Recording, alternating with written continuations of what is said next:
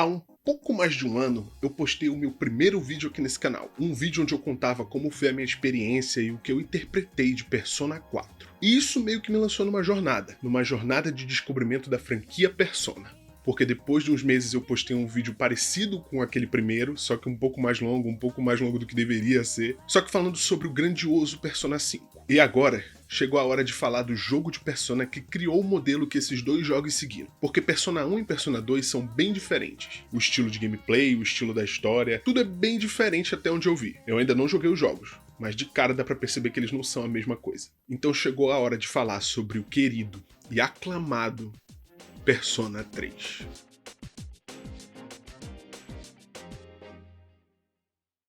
Jogos de videogame são arte. Eu falei isso lá naquele meu primeiro vídeo, porque foi a franquia Persona que me abriu os olhos pra isso. Jogos de videogame não são só sobre gameplay. A narrativa e a história impactam crucialmente pro jogo, dando uma vida a mais pra eles. E mais uma vez a franquia Persona me mostrou isso. Persona 3 é um jogo que fala muito sobre a vida, mas também sobre responsabilidade. E mais uma vez, eu acho que pra vocês entenderem exatamente o que eu pensei e o que eu senti jogando esse jogo, eu vou ter que trazer vocês nessa jornada. Mas dessa vez, essa não é como as outras histórias.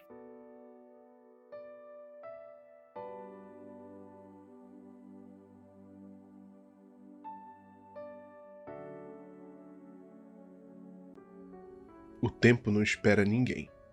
Todos são iguais em seu fluxo. Cada vida rumo a um fim. No começo as coisas podem até parecer bem iguais aos outros jogos.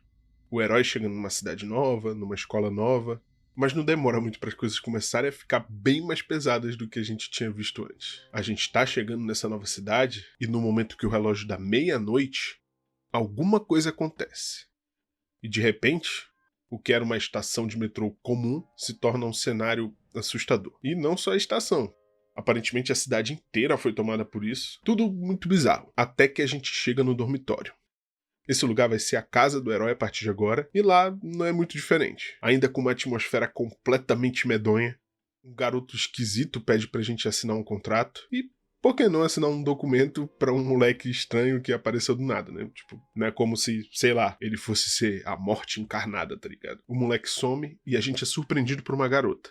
Na hora ela fica super na defensiva, mas logo as coisas começam a parecer normais de novo. E é aí que a gente é apresentado para duas das nossas colegas de escola e de dormitório. Mitsuru Kirijo e Yukari Takeba. A Yukari não parece entender muito bem o motivo da gente estar ali, quase como se esse dormitório fosse para alunos especiais. A gente vai pro nosso quarto, cheio de dúvidas, mas enfim, né? Aí o cara começa a questionar se a gente não achou nada de errado, mas ela obviamente está escondendo alguma coisa da gente. A partir daqui volta a ser bem parecido com os outros jogos de Persona. O jogo vai apresentar a gente pra essa cidade, pra escola, e dessa vez o jogo se passa numa ilha artificial. E a nossa escola, o Colégio Gekkoukan, fica bem no meio da ilha. Depois que a gente conhece um pouco da escola, um tempo passa e a gente conhece Junpei Iori, um moleque extremamente animado e que quer fazer questão de que o herói se sinta à vontade nessa nova escola. Ele é o típico cara que quer ser amigo de todo mundo, mas às vezes acaba sendo um pouco desconfortável. Mas ainda assim, ele é um cara com boas intenções e de coração bom. A gente tem um tempinho pra conhecer um pouco da cidade a caminho do dormitório. Essa ilha é um lugar muito da hora, tudo parece bem normal dessa vez, especialmente quando a primeira vez que a gente viu a cidade as coisas estavam daquele jeito. Mas outra coisa parece atormentar as pessoas dessa cidade. A gente vê a Mitsuru conversando com outro estudante que mora no dormitório. Os dois começam a falar sobre os casos de síndrome de apatia, uma doença que aparentemente é psicológica, que deixa as pessoas meio que sem vontade de viver, com pensamentos e atitudes autodestrutivas. Tudo isso porque elas sentem que nada na vida vale a pena. Essa síndrome tem ficado cada vez pior. Casos graves dessa doença começaram a aparecer em pessoas que nunca tinham tido sintomas. As pessoas da cidade culpam o estresse do dia a dia, mas a Mitsuru e esse garoto aparentemente sabem a causa verdadeira de tudo isso. E claro,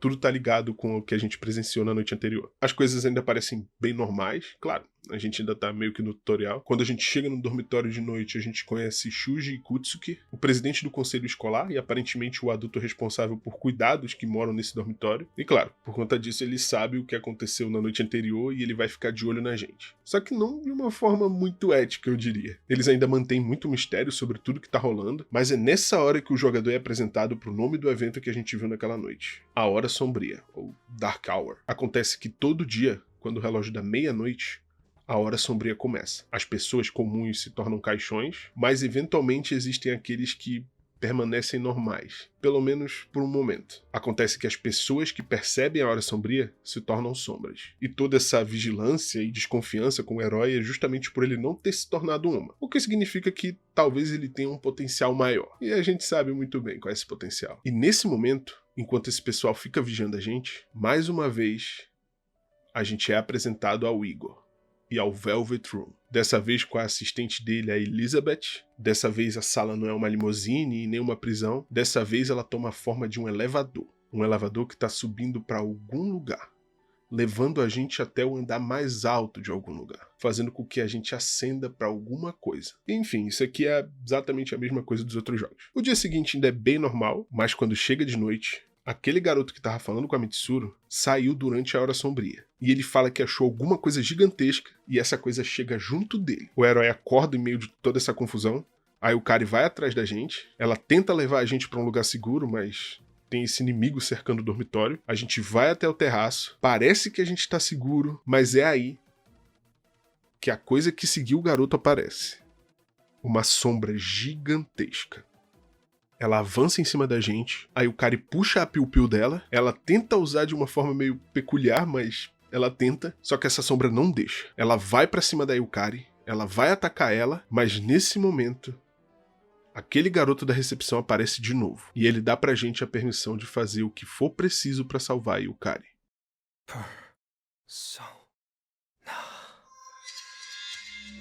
Nesse momento, o herói acorda o potencial de ajudar essas pessoas no combate. O potencial de lutar contra essa sombra.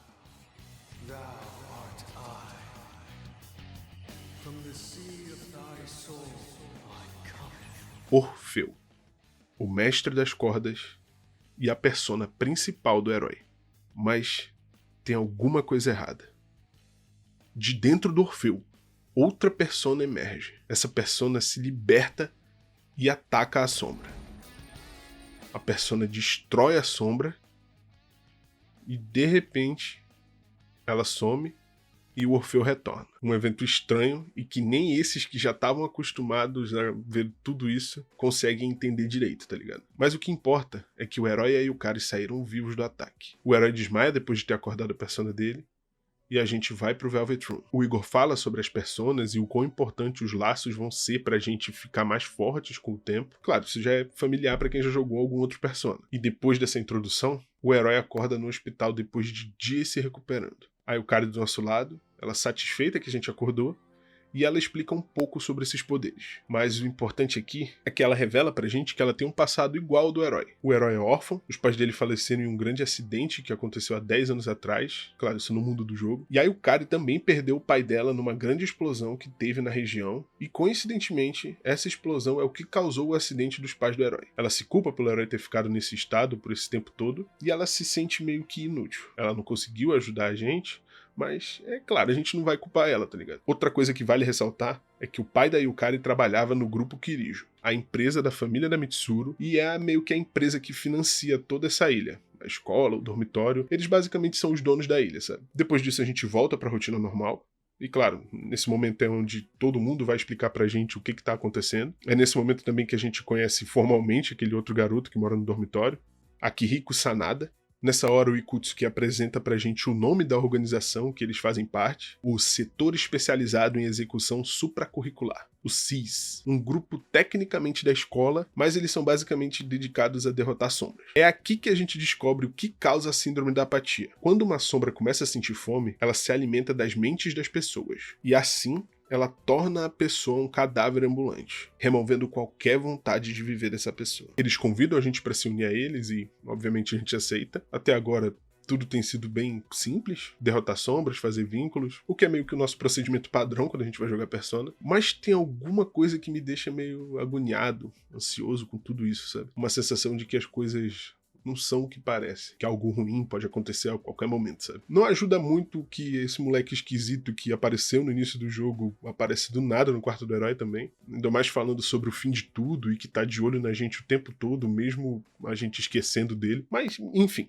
No dia seguinte, um novo aluno se muda para o dormitório, e é ninguém menos que o próprio Junpei. Aparentemente ele despertou a persona dele enquanto o herói estava em coma, e o Akihiko achou ele e decidiu recrutar ele também, porque ele também despertou esse potencial que é o poder da persona. Uma coisa que eu estranhei muito quando eu joguei esse jogo é que a gente não vê o despertar de persona dos personagens. Não da maioria, pelo menos. A Mitsuru, o Akihiko e a Yukari já tinham personas desde que o jogo começou, desde que a gente chegou aí, e o Junpei despertou off-camera, sabe? E mais pra frente vai ter outros personagens que só vão chegar e beleza, a gente tem persona e segue a vida, sabe? Mas não é como se isso fosse ruim. É só que eu tô acostumado a ver eles despertando as personas deles, sabe? Esses personagens que ajudam a gente no combate. E no Persona 4 e 5, o despertar das personas tá completamente conectado ao problema do jogo e ao desenvolvimento desses personagens. E eu não tô dizendo que nesse caso não esteja conectado. Até porque tudo que eu joguei de Persona até agora me mostrou personagens com problemas e histórias incrivelmente humanos e reais, sabe? E mesmo esse jogo não mostrando o despertar das personas deles, esse jogo pega as emoções desses personagens e eleva o nível em um estado absurdo, sabe? É loucura o quão verdadeiro esses personagens conseguem ser e o quão a gente consegue se apegar a eles, sabe? Mas enfim, é nessa hora que a gente é introduzido à grande dungeon do jogo, o Tartarus. O lugar onde fica a chave pra gente conseguir entender a Hora Sombria. E acontece que toda meia-noite, quando a Hora Sombria começa, no lugar da escola, uma torre de relógio gigantesca aparece. E essa torre é o Tartarus. Aí aqui é o clássico Dungeon Crawl. É bem simples como as coisas funcionam ali. A gente vai chegar em andares limites até avançar os dias e liberar novos andares. E o problema é que são 264 andares. A gente vai ter que chegar até o topo dessa torre, até o fim do jogo, porque é exatamente o que eu falei. É ali que tá a resposta pro que é a Hora Sombria e as Sombras. Uns dias se passam, o Akihiko ainda tá se recuperando desses danos que ele teve no dia que a gente acordou a nossa persona. A gente vai no hospital com ele, e lá a gente conhece uma figura meio estranha. Um garoto mais ou menos da idade do Akihiko e da Mitsuru. Ele já tava ali quando a gente chegou, e ele tava pra tratar sobre alguma coisa com o Akihiko. A gente não faz muito caso sobre, e no dia seguinte, o garoto misterioso aparece de novo enquanto a gente dormia. Dessa vez, ele vem avisar que em uma semana vai ser lua cheia de novo, e uma nova provação tá chegando. E uma semana se passa, e como o garoto avisou, uma nova sombra especial aparece. Uma igual a que apareceu naquele dia que a gente acordou a nossa persona. A gente se reúne e vai atrás dessa sombra. A Mitsuru detecta que essa sombra tá no monotrilho da cidade e a gente tem que ir atrás dela pelos trilhos do trem. A gente sobe no trem e começa a ir na direção da sombra. Mas a gente tem que ir com calma. E isso por algum motivo irrita o Junpei. Ele quer ir logo e começa a correr atrás da sombra sozinho, desde que apontaram o herói como líder da exploração do Tartarus e agora como líder da perseguição dessa sombra. O Junpei meio que tem ficado incomodado com isso. Ele meio que quer ser o líder e todo mundo meio que ignora ele quando se trata desse tipo de coisa. A gente avança e eventualmente encontra ele. Ele ainda parece estar bem chateado e a gente acaba não tendo tempo para falar sobre isso agora. A sombra começa a controlar o trem. Esse trem vai bater se a gente não impedir ela a tempo. A gente avança até o vagão da frente e encontra a sombra. O Junpei continua agindo por impulso. Ele tenta se provar, ele tenta mostrar que é forte e capaz.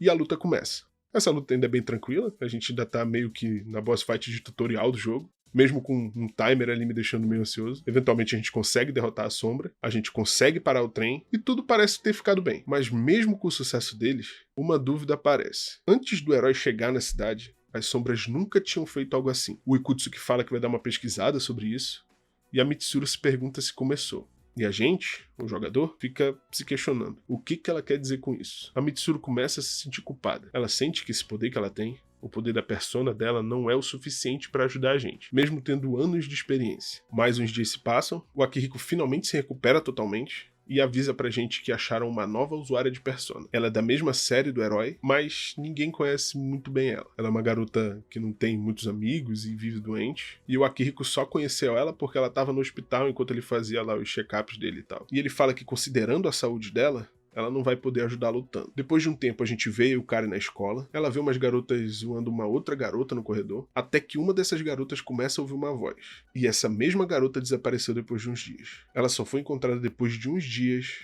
pela manhã, desmaiada na frente da escola. E por mais que o Junpei queira acreditar que tudo isso é uma história de terror, tudo tá relacionado com a Hora Sombria e o Tartarus. E como se já não fosse ruim o suficiente, mais uma vez, o garoto misterioso aparece e fala que em uma semana vai ser lua cheia de novo. E outra provação tá chegando. Nesses dias que vão se passar agora, o herói Ayukari e o Junpei decidem que vão investigar esse caso da menina que desapareceu e apareceu desmaiada na frente do portão da escola. Eles descobrem que tiveram outras 2 meninas com um caso bem parecido com o dessa menina e que elas 3 andavam juntas e frequentavam o mesmo lugar nos arredores da estação do metrô. A gente vai até esse lugar, lá é meio que um local barra pesada da cidade e tal. Eles claramente não deveriam estar ali, então provavelmente aquelas meninas não deveriam também. Um pessoal começa a instigar a gente, começa a ameaçar a gente, com umas paradas bem bizarras. Eles chegam até a agredir o Junpei, até que aquele garoto que a gente viu no hospital junto do Akihiko aparece e ajuda a gente. Ele começa a defender a gente, e é nessa hora que a gente conhece ele formalmente. Shinjiro Aragaki. Ele pede pra gente sair desse lugar, mas a gente ainda precisa saber sobre o que aconteceu com aquelas meninas. Ele sabe que é sobre a história dessa menina que encontraram no portão da escola. Ele fala que ela e essas outras meninas iam pra lá pra ficar falando merda, ficavam tirando onda com uma outra menina da sala delas, essa sendo a menina que o Akihiko falou que despertou uma persona, e é por conta disso que uns rumores começaram a aparecer.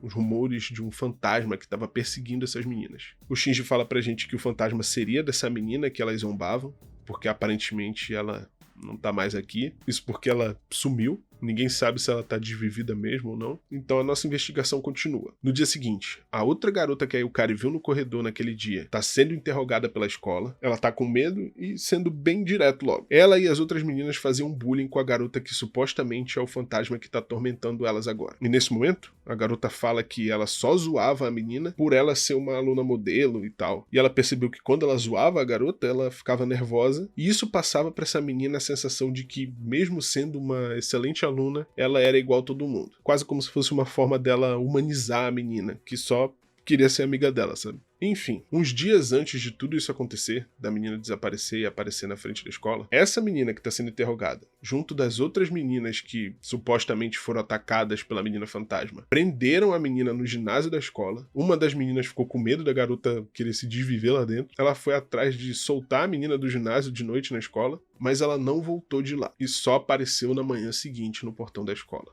E quando elas perceberam a merda que elas fizeram, elas foram tentar tirar a menina do ginásio, mas foi aí que a menina desapareceu. E completamente desesperadas, toda a noite a partir daí elas começaram a ir atrás dessa menina. E de uma a uma, elas foram sumindo e aparecendo só de manhã no portão da escola. O professor manteve em segredo o desaparecimento da menina que sofria bullying, tudo isso para proteger, entre aspas, os alunos, mas todo mundo sabe que era para proteger a reputação da escola. Nessa hora, essa garota aí fala que uma voz misteriosa chamava as meninas que iam sumindo. E é aí que fica claro pra gente que, provavelmente, isso é o fator comum entre os humanos que acordam durante a hora sombria. Essa voz deve ser meio que um presságio. E é aí que fica claro que as sombras estão atacando os humanos por serem inimigos da humanidade. Outra coisa que fica claro pra gente é que essa menina que elas prenderam no ginásio e que acordou a persona provavelmente está presa no Tártaros. E ela provavelmente está sozinha lá há 10 dias.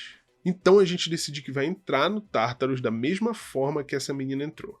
De dentro da escola, quando der meia-noite. A gente acorda dentro do Tártaros. O garoto misterioso aparece mais uma vez, dessa vez fora do quarto do herói, e para avisar que essa noite mais uma provação vai aparecer pra gente. E que a gente deve ir atrás da menina, porque a gente vai precisar dela. A gente começa a andar pelo Tártaros sozinhos, até que eventualmente a gente encontra o resto do pessoal, e uma voz misteriosa começa a falar com a gente. E é aí que a gente encontra a garota, Fuka Yamagishi. Ela claramente assustada e cansada. A gente decide que vai sair de lá e levar ela para um lugar seguro, mas é aí que a comunicação com a Mitsuru começa a falhar. Os poderes dela não alcançam até esse andar que a gente está, mas para nossa sorte, a persona da Fuka consegue. E nesse momento, a gente percebe que toda vez que a lua cheia aparece, um novo ataque dessas sombras fortes acontece. E essa noite é dia de lua cheia. A gente corre para sair dali o mais rápido possível, e quando a gente chega na entrada, a Mitsuru e a Yukari foram atacadas por 2 sombras gigantes. E para piorar,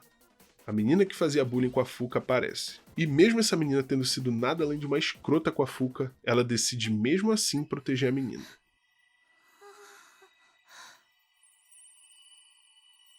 Ela usa a persona dela por vontade própria pela primeira vez. A gente começa a lutar, e com a ajuda da Fuka, a gente derrota a sombra depois de um tempo. A Fuka ainda fica preocupada com essa menina, e quando ela vê que a menina tá bem, ela desmaia aliviada. Acontece que mesmo sofrendo bullying dessas meninas e honestamente sendo torturada por elas, porque, trancaram ela de noite na escola sozinha, sabe? E mesmo com tudo isso, a Fuka ainda considerava elas amigas. Essas meninas que apareceram desmaiadas na frente da escola foram atacadas por sombras, elas iam toda noite atrás da Fuka, e quando dava meia-noite, a hora sombria começava, e elas eram atacadas por sombras. Depois de uns dias, elas acordaram no hospital, e a Fuka se sente culpada por elas terem ficado assim. A Fuka é a garota mais gentil do mundo, porque mesmo sendo torturada por essas meninas, ela se culpa por elas terem ficado assim enquanto procuravam por ela, mesmo essas meninas tendo sido as culpadas pela Fuka ter desaparecido para começo de conversa, sabe? As pessoas confundem gentileza com fraqueza, mas a gentileza da Fuka é a maior força que ela poderia ter. Ela escolheu mostrar suavidade para esse mundo que muitas vezes não é. Ela tinha todos os motivos para não ser assim. O mundo deu todos os motivos para ela não ser assim. E mesmo assim, ela continuou sendo gentil com todo mundo, independente do que fizessem com ela. E talvez só o fato dela ser gentil quando tudo pedia para ela não ser, seja a força que esse grupo precisa. Depois de tudo isso, a gente convida a Fuka para se juntar ao CIS e ela aceita, assim se tornando a navegadora oficial do grupo. Depois de uns dias, o garoto misterioso aparece de novo e dessa vez ele quer ser nosso amigo. E ele se apresenta formalmente pra gente. O nome dele é Faros. E depois disso ele some e... ok, não tem muito o que falar, ele é só um moleque esquisito. Enfim, nesse momento, a gente começa a entender melhor essas sombras fortes. Elas aparecem toda vez que tem uma lua cheia e todo mês vai ter uma. Então todo mês a gente vai ter que ficar preparado pra lutar com essas sombras. E o Ikutsuki traz um presente pra ajudar a gente nisso.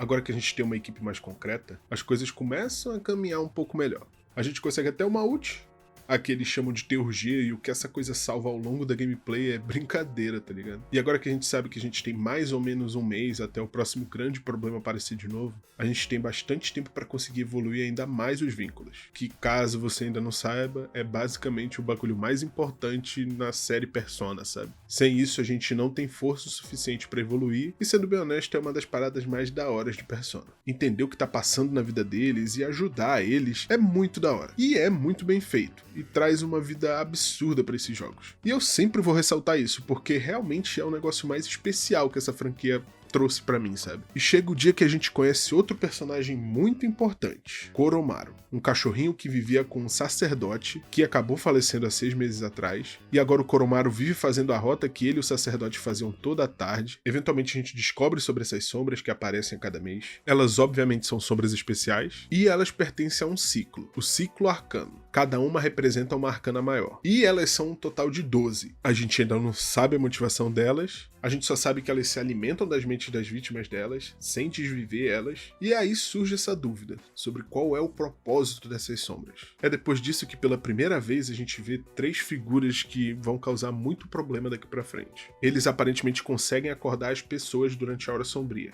e eles fazem isso para fazer serviços para as pessoas que querem se livrar de outras. Depois disso a gente tem a confirmação de que o Shinji fazia parte do CIS, que ele tem uma persona e ele por algum motivo não quer mais usar os poderes dele. E nesse momento começam a aparecer ainda mais dúvidas. Aí o Kari tá com uma pulga atrás da orelha há um tempo. Ela pede ajuda da Fuka pra descobrir algumas paradas, como por exemplo o que aconteceu há 10 anos no grande acidente que já foi mencionado inúmeras vezes até agora. A gente sabe que foi quando teve essa grande explosão que acabou causando a morte do pai dela, mas ela tá com uma dúvida sobre o que rolou com os alunos que desapareceram nessa mesma época. E toda vez que alguém questiona sobre o que é o Tártaro, a Mitsuru fica toda estranha. Tem muita gente escondendo muita coisa aqui. Mas enfim, uns dias se passam e chega mais uma lua cheia. Dessa vez a sombra especial apareceu em um lugar que é familiar pra quem jogou Persona 4. A gente enfrenta a sombra, ela meio que dá uma fudida com a nossa cabeça, mas eventualmente a gente consegue derrotar ela. E é aí que aquelas 3 figuras misteriosas aparecem observando a gente. E depois de uns dias, a gente tem mais uma reunião com os Cis. E nessa reunião, a Yukari decide confrontar a Mitsuru. A Fuka descobriu algumas coisas sobre o grupo Kirijo e chegou a hora da gente conversar sobre isso. O grupo Kirijo construiu a escola. Alunos sumiram e foram encontrados desmaiados depois do acidente de 10 anos atrás. Tudo parece muito coincidência, e a Yukari demanda uma explicação. E a Mitsuru nunca quis esconder nada, ela só sente vergonha. Vergonha pelo passado do grupo Kirijo e da família dela. Acontece que há 14 anos, o avô da Mitsuru, um homem ambicioso e cego por poder, descobriu as sombras, e decidiu investir em estudos para tentar usar o poder das sombras para o benefício da empresa e dele. Ele começou a colecionar sombras, e a fazer experimentos com elas. Até que um dia, um experimento deu errado, e isso causou a explosão e o acidente de 10 anos atrás. Um acidente que mudou a natureza do mundo ao redor deles, criando Tártaros e a Hora Sombria. As sombras especiais que a gente está enfrentando são diretamente relacionadas ao acidente. Elas são sombras da coleção do avô da Mitsuru, que se espalharam depois do acidente e têm tentado se encontrar nas noites de lua cheia. Acaba que o motivo do Tártaro ser no lugar da escola é porque era lá o lugar onde os experimentos aconteceram. É seguro dizer que tudo isso, toda a ambição do avô da Mitsuru, causou um efeito cascata que prejudicou não só a vida desses alunos que acabaram hospitalizados, mas também a vida da Yukari, que perdeu o pai, e do herói que perdeu os pais. A Yukari fica chateada com todos eles. Ela começa a questionar o porquê eles querem lutar agora, sendo que eles estavam escondendo tudo isso esse tempo todo. E a gente não pode culpar ela. Só ela sabe a dor que foi perder o pai dela, e agora ela sente que ela foi enganada por aqueles que ela confiou e que lutaram ao lado dela. Eventualmente ela se acalma, afinal, todos que causaram isso já se foram, e a Mitsuru só quer reparar os danos que a família dela fez. De repente o Ikutsuki fala que se a gente derrotar essas 12 sombras, a Hora Sombria e o Tártaro vão sumir. Agora, como ele sabe disso, eu não faço ideia, mas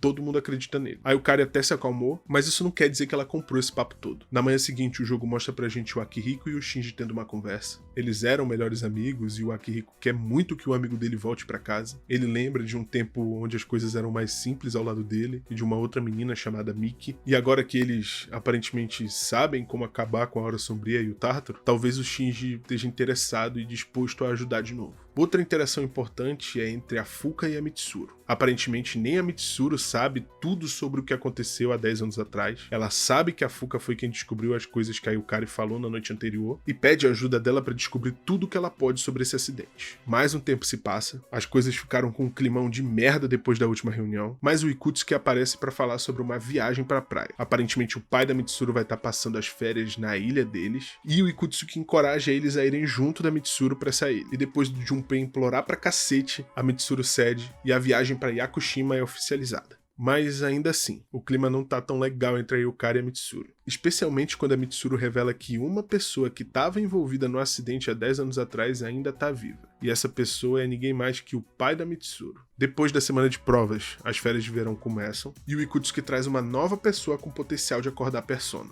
Dessa vez, Ken Amada, um garoto ainda do fundamental, que perdeu a mãe há 2 anos em um acidente, e eu confesso que eu fiquei muito surpreso com um molequinho sendo um dos personagens principais, mas o Akihiko ainda conseguiu ficar mais surpreso, e parece que ele já conhecia esse moleque. Por hora ele ainda não vai se juntar à equipe oficialmente, finalmente chega o dia de viajar pra praia, quem sabe assim eles podem dar uma relaxada e renovar o ânimo, porque eu sinto que eles estão precisando, tá ligado?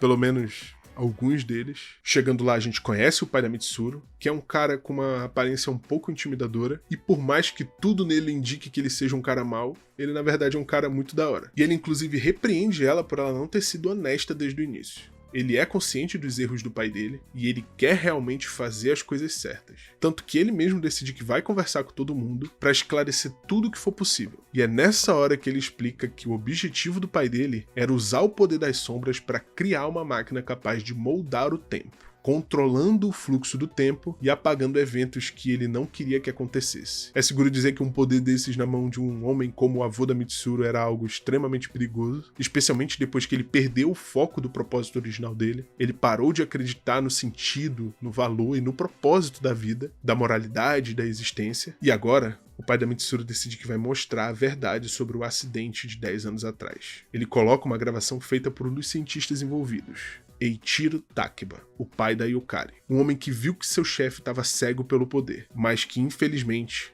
também se cegou pela promessa de sucesso. Ele fala o que o Ikutsuki tinha previsto, que as sombras que se espalharam depois da explosão devem ser eliminadas, porque o risco do fim de tudo é iminente caso contrário. E ainda assume que é culpado por tudo isso, por ter deixado chegar a esse ponto. Obviamente a Yukari fica extremamente abalada, o pai dela ser responsável pela Hora Sombria, pelo Tártaro, pelas vidas que foram perdidas. E ela ainda fica chateada porque, para ela, eles esconderam isso dela por pena. Ela se sente culpada por ter acreditado no pai dela, mas não é como se ela tivesse errada. Afinal, é o pai dela, e ele também perdeu a vida por conta dos erros dele, deixando a Yukari sozinha.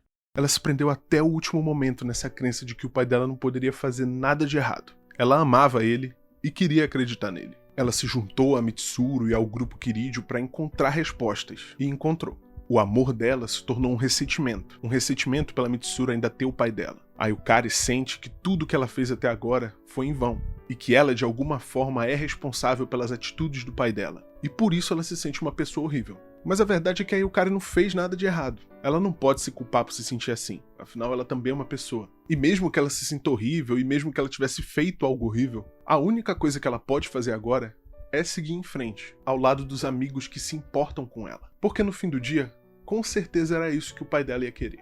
E como ela poderia ser uma pessoa horrível se só o fato dela se sentir assim, mesmo sem ter feito nada, já prova o contrário, sabe?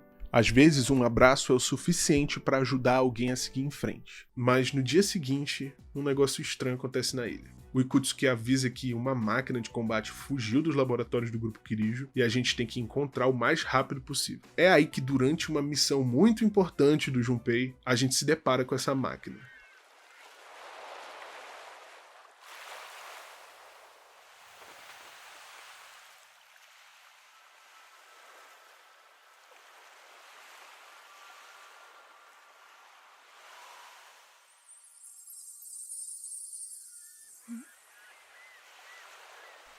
Aigis, uma máquina criada para derrotar sombras e com a aparência de uma figura angelical. A Aigis é possivelmente a personagem mais importante desse jogo, tanto em história, significado e impacto fora do jogo. Eu acho que a Aigis é a personagem mais popular de Persona depois do Joker, talvez. Mas enfim, ela é uma personagem muito importante e de cara fica óbvio que ela tem uma ligação com o herói. Ela vai se juntar a gente como membro do SIS, e o Ikutsuki explica um pouco sobre o que a Aigis é. Ela é uma máquina que despertou a própria Persona, ela estava inativa desde que tudo aconteceu há 10 anos atrás, e por algum motivo ela se reativou sozinha. E por algum motivo ela também acredita que seja de extrema importância que ela esteja do lado do herói. A gente tira um último dia para relaxar de verdade e eventualmente a gente retorna para a cidade. E é aí que a gente vê o Shinji junto daquelas 3 figuras misteriosas. Eles obviamente se conhecem, eles vendem alguma coisa pro Shinji e dessa vez eles querem que ele pague com informação sobre a gente. E infelizmente ele fala qual é o nosso objetivo. O que deixa esse cara puto, porque aparentemente eles veem o Tártaros e a Hora Sombria como algo divino e que deve ser apreciado e endeusado. E aqui o Shinji fala que não vai mais usar os poderes dele, porque alguma coisa aconteceu da última vez que ele usou. Depois de uns dias esses caras vão mais uma vez falar com o Shinji, mais uma vez eles entregam umas pílulas pra ele e eles avisam que vão ter que interferir e parar a gente. Eles não vão deixar esse poder que vem com a Hora Sombria acabar, ou seja, eles também são usuários de Persona. E depois de mais uns dias, uma nova sombra aparece na cidade, só que dessa vez antes da lua cheia. E antes que a gente pudesse derrotar essa sombra, alguém já tinha derrotado ela. Alguém salvou o Akihiko dessa sombra. E quando a gente vai ver, o Koromaru salvou o Akihiko e derrotou a sombra, usando a persona dele. Mas ele acabou se ferindo, o bichinho. O Koromaru estava simplesmente protegendo o templo que era do sacerdote que era dono dele. A gente sabe disso porque a Aigis consegue entender ele. E não tem muito o que falar. Ele é um cachorro muito foda, que despertou a persona dele pra proteger um lugar que era especial pra uma pessoa que ele amava. Talvez realmente o cachorro seja o melhor amigo do homem.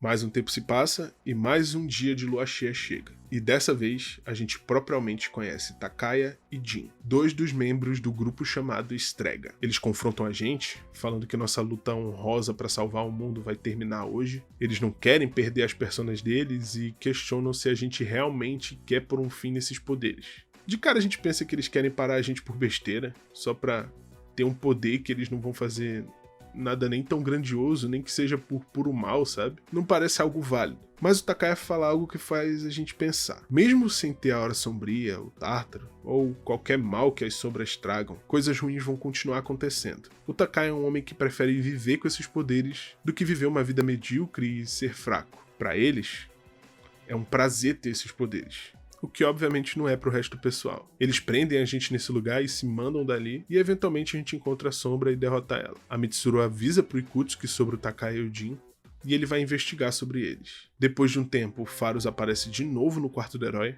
dessa vez avisando que o fim não vai ser o resultado das ações de só uma pessoa. O fim vai acontecer porque muitas pessoas anseiam e desejam por ele. Além de mandar uma charada pra gente e depois se manda como sempre. E depois de uns dias, um novo membro se junta à equipe, o Koromaru, que se recuperou daquele dia e agora com uma nova coleira para ajudar ele a controlar a persona dele. Ele se une ao Cis e vai se tornar o nosso aliado no combate. E ainda melhor, com consentimento próprio. O Koromaru é possivelmente o personagem mais forte no combate nesse jogo. A persona dele é absurdamente forte e, é um cachorro, tá ligado? Não tem como não ser foda, saca? Depois de um tempo, o Ikutsuki pede pra todo mundo fazer um check-up no hospital. E claro, no dia que o herói vai, uma sombra aparece fora do Tartarus, justamente quando o herói tá sozinho. E chegando lá, a gente se une ao Takaya pra eliminar essa sombra. E quando a gente consegue, o Takaya vai embora. Mas não antes de dizer que tá devendo uma pra gente. Essa sequência é toda meio estranha, mas ela serve pra estabelecer uma conexão, uma relação entre o Takaya e o herói. Pra que pelo menos eles se conheçam, sabe? E depois de uns dias a gente vai pro festival com a Mitsuri Aigs. Um momento bem simples e tranquilo, a gente só passeia como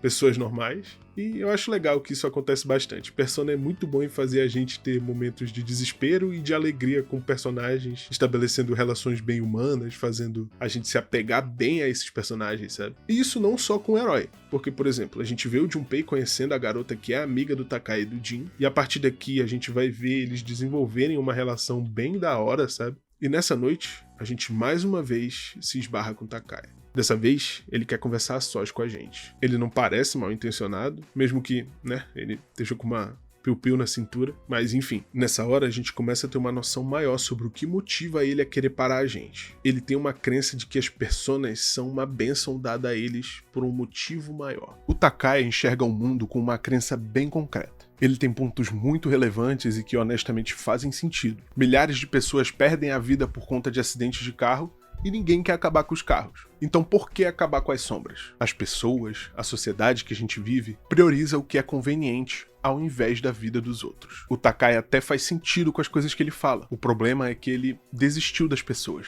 Ele acredita que esse poder que ele tem torna ele maior, melhor que os outros. Ele não quer perder o tempo dele salvando aqueles que estão perdidos nesse mundo injusto. E é por conta disso que ele não liga de sacrificar pessoas para continuar tendo esses poderes que para ele tornam ele melhor que essas pessoas. A gente sabe o motivo que a gente luta para acabar com as sombras. E agora, a gente sabe o do Takaya também. Ele luta por ele mesmo. Ele fala pra gente pensar bem sobre continuar nossa luta, e ele dá pra gente um papel como retribuição por a gente ter ajudado ele naquele dia. As informações desse papel ainda não fazem muito sentido, mas com certeza elas vão fazer ainda. Algum tempo se passa, e mais uma vez o Akihiko tem uma conversa com o Shinji. Ele tenta convencer ele a voltar pro dormitório e ajudar a gente. E nessa hora, eles revelam pra gente que o Shinji se culpa por ter desvivido alguém. Alguma coisa aconteceu há 2 anos, e o Shinji se culpa por isso. Nessa hora, o Ken estava escondido ouvindo tudo, e quando ele escuta isso, uma coisa fica clara pra ele. Depois disso, o Ken oficialmente entra pro Cis, ele acredita que finalmente encontrou o motivo dele ter esses poderes, e mesmo com todo mundo meio que achando estranho, porque, um moleque se juntando a gente pra se pôr em perigo, e isso de vontade própria, sabe? É estranho, mas a gente engole eventualmente. A gente vê o Junpei mais uma vez conversando com essa menina que é membro do Strega, ele fica se metendo onde ele não foi chamado, e isso acaba irritando a menina. Mas ela vê alguma coisa nele. E ela finalmente se apresenta. O nome dela é Chidori. Outra coisa que acontece nesse momento do jogo é a Aigis indo pra escola como aluna. Todo mundo tá bem investido em fazer ela viver como uma humana, o que é bem da hora. Mas a coisa mais importante que acontece agora é a volta do Shinji pro grupo. Depois de pedir inúmeras vezes, o Akihiko convence ele a voltar, e o Akihiko só consegue convencer o Shinji a voltar depois que ele conta que o Ken decidiu de vontade própria se unir a gente. E beleza, o Shinji voltou e parece que as coisas vão ficar de boa. A gente vê mais uma interação entre Junpei e a Chidori. Dessa vez a gente começa a entender melhor ela e até mesmo o próprio Junpei, porque assim, desde o começo fica bem claro que o Junpei sente meio que uma inveja do herói, sabe? Com a inveja dele ser o líder, de todo mundo ignorando ele e ouvindo o herói. E eu meio que entendo ele, e eu acredito que muitos aí também conseguem entender. Todo mundo já ficou na sombra de alguém. Não é nada pessoal, é só sobre querer se provar. Com a Chidori, ele sente que pelo menos ele pode tentar ser o melhor que ele pode, pra provar que ele é capaz. Ele se sente vivo quando ele usa os poderes dele, porque assim ele sente que tá fazendo alguma coisa. O Junpei é uma pessoa boa e que sente que pode ser melhor. E ele quer provar para aquelas pessoas que ele se importa que eles também podem contar com ele. A Chidori meio que incentiva ele a falar sobre isso. Ela vê essa empolgação e esse brilho no olhar que ele fica quando ele fala sobre ser esse grande herói, e isso cativa ela, deixa eles mais próximos. Mas a gente sente que ela perguntou isso pra ele porque ela não sabe bem o que faz ela se sentir viva. O laço que ela e o Junpei estão formando tá ficando cada vez mais forte, tanto que quando chega a lua cheia, ela toma medidas para proteger o Junpei. Medidas um pouco extremas, mas tem um motivo. De começo ela até faz parecer que é um sequestro mesmo. Ela pede pra ele cancelar a nossa operação, porque ele mentiu pra ela dizendo que ele que tava no comando. E claro, a operação continua e a gente derrota a Sombra. Ela pergunta dele se essa missão é mais importante que a vida dele. Por que ele não mandou cancelarem a operação? E ele decide falar a verdade pra ela. Ela não entende por que ele fez isso, e o Junpei só quer saber se ela só usou ele mesmo, se tudo foi uma armação pra pegar ele. A gente chega e a Chidori tenta usar a persona dela, mas o Junpei consegue parar ela. A gente tenta interrogar ela, mas ela acabou ficando muito instável emocionalmente. Na manhã seguinte, a Mitsuru tenta de novo interrogar ela, mas ela não ajuda. E o Junpei exige ir visitar ela, mas quanto mais a gente fala, mais ela se destabiliza. Ela quer a persona dela de volta. E a única coisa que a gente pode fazer é se perguntar o que tá acontecendo com ela. E é aí que no dia seguinte a gente vê o Takaya e o Jin, os dois conversando sobre a situação da Chidori. E o Takaya se importa mais com o evocador dela do que com a própria Chidori. E eu não mencionei antes, mas eu vou falar aqui. O evocador é o objeto que faz com que a gente consiga ativar as personas nesse jogo. Mas enfim, nesse momento o Takaya explica a importância desse evocador, que ele foi criado para extrair o máximo de poder de uma persona, mas com isso a persona fica extremamente difícil de controlar, especialmente para quem teve a persona acordada à força, assim como eles. E ele também revela que uma persona descontrolada pode acabar causando desvivimento do usuário. O Takaya tem uma admiração enorme pelas personas, e isso torna ele extremamente perigoso. A gente continua tentando fazer a Chidori falar, mas ela continua negando. E o único que pode fazer ela colaborar é o Junpei. A gente decide dar uma chance para ele tentar fazer ela falar. Ele tenta, mas as coisas só pioram. Mais um dia se passa, e dessa vez a gente presencia o que o Takaya tinha falado. A persona da Chidori começa a atacar ela. O Shinji aplica alguma coisa nela e a persona dela some. Ela não é como eles. Ela precisa de inibidores para impedir que a persona dela desviva ela.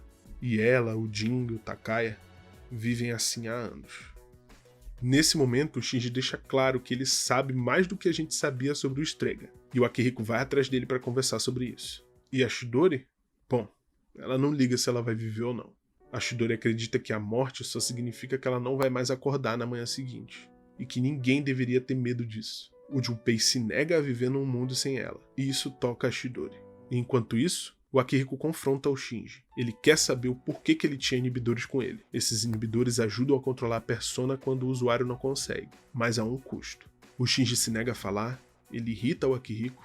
O Shinji acha que o Akihiko quer mudar ele, fazer ele usar os poderes para algo maior. Mas a verdade é que o Akihiko só tá preocupado com o amigo dele. Quando eles eram crianças, eles moravam num orfanato. E um dia, teve um incêndio. E o Akihiko não conseguiu salvar a irmã dele, a Miki. Ele se sente culpado por não ter sido forte o suficiente na época. E hoje, ele ainda luta para ficar mais forte, para evitar que outras pessoas percam suas vidas e ele não consiga ajudar. E ele achava que o melhor amigo dele também sentia o mesmo. O Shinji pede para Akihiko deixar isso de lado, afinal ele voltou a lutar, então ele não vai mais precisar desses inibidores e tal. Mas o Akihiko sabe que ele estava usando isso há pelo menos 2 anos. Tempo mais que o suficiente para os efeitos colaterais aparecerem. Mas o Shinji fala que precisa assumir responsabilidade, que precisa compensar por alguma coisa. Mais uns dias se passam e a gente vê a Chidori e o Junpei mais uma vez. Dessa vez, a Chidori mostra o poder dela. Um poder de cura que chega bem próximo de um milagre. Ela não acha que isso seja algo tão especial, e o Junpei fica super feliz por ela. Ele genuinamente admira muito ela, mas ele se sente uma fraude. Ele sente que não tem motivo para viver. E isso faz a Chidori questionar isso sobre ela também. Ela fala que ela odeia hospitais. Só que dessa vez, ela não tá ligando muito, porque pelo menos ela tem a presença do Junpei. O Igor chama a gente no Velvet Room e avisa que uma grande catástrofe tá prestes a acontecer. Chamar a gente pra falar coisa boa, ele não chama não, mas, né, pra falar coisa ruim. Mas enfim, ainda tem muito tempo até a próxima lua cheia. E nesse tempo, a gente começa a conhecer bem o Shinji. Nesse jogo, muitos dos personagens principais não têm social link. Nesse jogo, eles têm episódios links, que são essencialmente social links, mas sem uma arcana dedicada a eles. E a gente conhece bem o Shinji por meio desses episódios. A gente, junto da Mitsuru e do Akihiko, tenta convencer o Shinji a voltar pra escola, pra ele conseguir se formar junto da Mitsuru e do Akihiko. Só que só dele ter retornado pro dormitório foi surpreendente. Ele realmente quer se isolar de tudo e todos. E alguma coisa fez ele querer se unir a gente. Ele eventualmente começa a se calejar, ele começa a mostrar que talvez ele queira voltar pra escola. A Mitsuru e o Akihiko querem muito que ele volte e que ele fique bem. Mesmo que eles tenham ficado bem distantes e as coisas não estando nem um pouco bem entre eles, eles ainda são muito amigos. Eles se importam uns com os outros e é uma relação muito genuína e bem feita, sabe? Eventualmente chega o dia da lua cheia, 4 de outubro. Por algum motivo, tanto o Shinji quanto o Ken não aparecem para a operação, mas mesmo assim, a gente segue a missão. A gente derrota a Sombra, como sempre, e é só depois disso que o Akihiko percebe que dia era. Acontece que o motivo do Shinji e do Ken não terem ido para a operação é por causa do que aconteceu com a mãe do Ken há 2 anos atrás.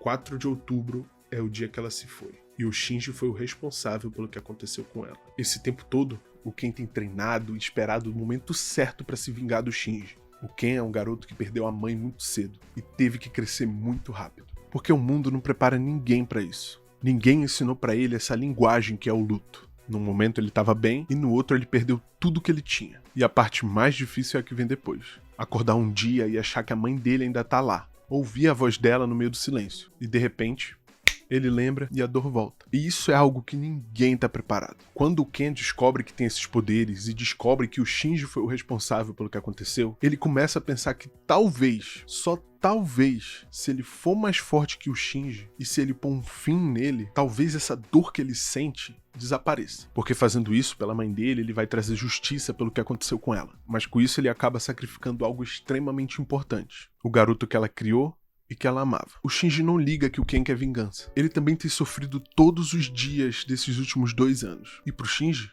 a vida não tem mais sentido depois do que aconteceu. Porque ele sente que ele acabou se tornando alguém que pra ele não merece ficar feliz ao lado daqueles que ele ama. Mas ele não desistiu do Ken. Ele não quer que o Ken viva o resto da vida se culpando por ter tirado a vida de alguém. Ele não quer que o Ken acabe como ele. Por mais que o ódio esteja tomando conta do Ken nesse momento, uma hora ele vai sumir.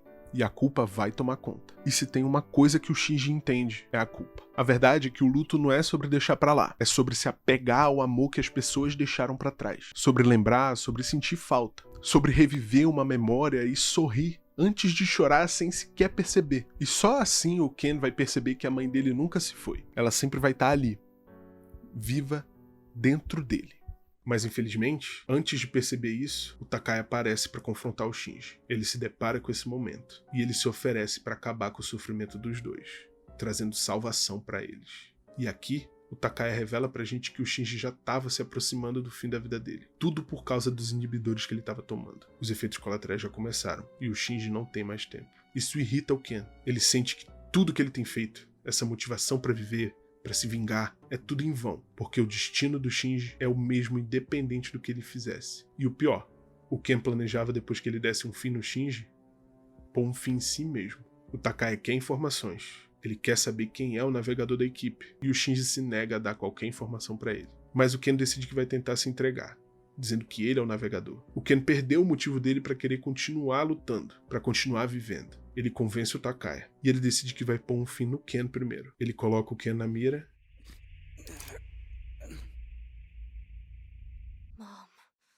E assim que ele puxa o gatilho,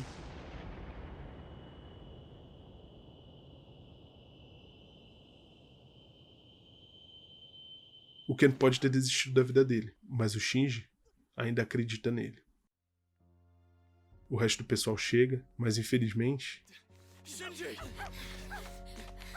é tarde demais. O Shinji pede pro Ken abraçar essa raiva, para tornar ela a força e determinação que ele perdeu. Afinal, o Ken ainda tem a vida inteira pela frente. E o melhor que a gente pode fazer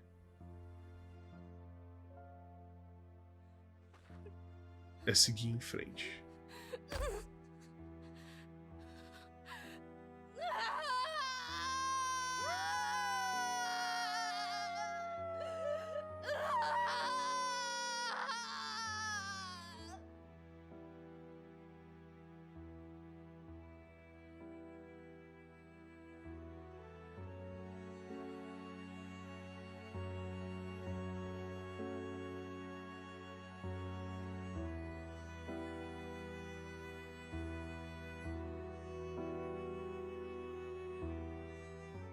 Acho que eu não preciso dizer o quão ruim fica o clima do jogo a partir desse momento. Jamais eu esperava que fossem desviver um personagem principal do jogo. Acho que essa foi a maior surpresa que eu tive com o jogo até agora. E isso me faz questionar, quem mais eles teriam coragem de dar um destino igual a esse? Todo mundo fica muito abalado com a perda do Shinji, e obviamente o Akihiko é o que sofre mais com isso. Era o melhor amigo dele, e o Akihiko sente que nunca vai ser forte o suficiente. Ele tenta, ele treina, ele faz tudo para ser o mais forte, mas ainda assim ele não consegue salvar aqueles que ele ama.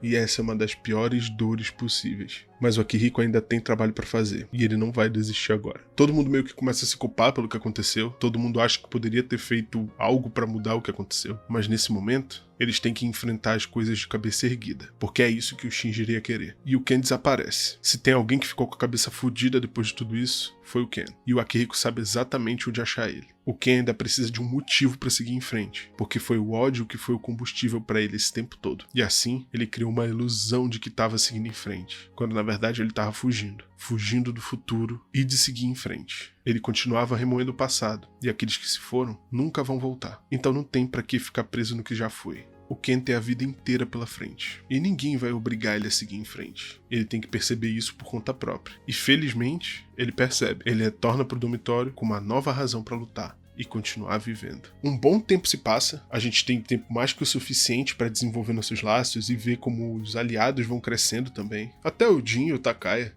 a gente vê o Jin desabafando com ele. Ele não quer que a Hora Sombria acabe, porque ele teme que eles acabem esquecendo tudo que eles passaram juntos. E nessa hora, ele revela que tanto ele quanto Takaya e a Chidori se conheceram nas instalações do grupo Kirijo, na época dos experimentos do avô da Mitsuru. Os três foram usados como experimentos, recebendo um poder com uma força absurda e descontrolada. Vendo todos aqueles que estavam ali com eles desaparecendo um a um. O Takaya estendeu a mão pro Jin, e isso é algo que ele guarda com muito carinho na memória dele, porque foi o único momento que ele se sentiu acolhido por alguém. Agora só resta esperar, porque a próxima lua cheia vai ser a última sombra especial. A gente se prepara para ir atrás da última sombra, e claro, para enfrentar o Jin e o Takaya. Assim que a gente chega lá, eles já estavam esperando a gente. Antes de poder enfrentar a sombra, a gente tem que derrotar eles dois. E claro, eventualmente, a gente consegue. Depois disso, o Jin revela pra gente que eles eram experimentos, sobre os inibidores e sobre o fim da Hora Sombria apagar as memórias de todo mundo. E depois, Takaya decide que não vai aceitar a derrota. Mas o Jin impede ele. Ele fala pra gente derrotar a sombra e ver o resultado com os nossos próprios olhos. E então, eles vão embora. E chega a hora de derrotar a sombra. E quando a gente consegue, honestamente não parece que nada mudou. Mas mesmo assim, a gente decide que vai comemorar. Afinal, a missão foi cumprida, então por que não? Chega a hora de se despedir da Hora Sombria. Na manhã seguinte, o Pharos aparece pela primeira vez de manhã. Ele vem se despedir e agradecer ao herói por ele ter sido o primeiro amigo dele. Tá, que era ele que vinha atrás da gente e ainda invadia a nossa privacidade pra isso, mas ok, eu acho. Ele vai embora e vida que segue, né? De noite a Mitsuru traz um banquete pra gente comemorar. O pai dela chega também, ele agradece todo mundo pelo esforço e por terem acabado com os problemas que o pai dele criou e anuncia que os Cis vão oficialmente encerrar suas atividades. Afinal, não tem mais sombras e nem a Hora Sombria. A gente aproveita esse momento até tarde da noite. E quando chega meia-noite, a Hora Sombria começa de novo. O Ikutsuki e a Aigis ainda não voltaram do laboratório. Isso tudo começa a ficar ainda mais estranho. A gente começa a ouvir as batidas de um relógio, vindo do Tartarus. A gente vai até lá, e quando a gente chega, o Ikutsuki e a Aigis estão lá. A gente pergunta dele o que está acontecendo, por que a Hora Sombria e o Tartarus continuam existindo, sendo que ele mesmo disse que assim que a gente derrotasse as 12 sombras, tudo isso ia acabar. E é aí que o Ikutsuki revela as verdadeiras intenções dele. Ele nunca quis que a Hora Sombria acabasse. Muito pelo contrário, ele queria que as 12 sombras se reunissem, porque elas antes faziam parte de um todo, a própria morte. E agora que a gente derrotou todas elas, elas vão voltar ao seu estado original, trazendo a queda, trazendo um fim para um mundo cheio de desespero, trazendo a morte de tudo e também o começo. Acontece que desde o início, o Ikutsuki era um dos cientistas que trabalhavam para o avô da Mitsuru há 10 anos, pesquisando as sombras e fazendo os experimentos. E o infame experimento que deu errado naquele dia não originou a Hora Sombria e o Tártaro. Eles surgiram por conta da extração dos poderes das sombras. E esse era o objetivo do experimento. O avô da Mitsuru queria a queda. Ele queria que o mundo fosse tomado pelas sombras, que o mundo chegasse ao fim. E agora, o Ikutsuki é o único que ainda compartilha da ideologia do avô da Mitsuru. Ele crê que a humanidade estragou o mundo, tornando ele vazio, e que a única salvação que a gente tem é a ruína. E uma profecia dizia que um príncipe traria a queda. E quando um novo mundo surgisse, esse príncipe governaria o novo mundo, agora como o rei dele. E o Ikutsuki acredita que ele é esse príncipe, um profeta. Esse tempo todo ele usou a gente como peças de um grande tabuleiro. Ele manipulou a gravação do pai da Yukari, ele admirava muito o pai dela, ele era um homem brilhante e a pesquisa dele levou ele a descobrir tudo isso que está acontecendo. E ele tentou parar o experimento logo que ele percebeu o que ia acontecer, mas acabou acontecendo o acidente. A gente claramente não vai deixar o Ikutsuki continuar com o plano dele. E ele usa a Aigis para tentar impedir a gente, e ela consegue. O Ikutsuki quer usar a gente como sacrifício, como arautos, os cavaleiros do apocalipse dessa queda que ele fala. Ele faz a Aigis sequestrar o pai da Mitsuru para que ele seja o primeiro a ser sacrificado. E ele detesta o pai da Mitsuru. Ele se aliou a ele por pura inveja, porque ele vê o avô dela como um grande homem, com uma ideologia foda, e o próprio filho não entende a ideologia do pai. A Mitsuru implora para Aigis não seguir com as ordens do Ikutsuki, e ela hesita, mas o Ikutsuki não vai se permitir falhar. Ele decide tomar atitude com as próprias mãos, mas o pai da Mitsuru consegue revidar. E infelizmente, os dois se acertam.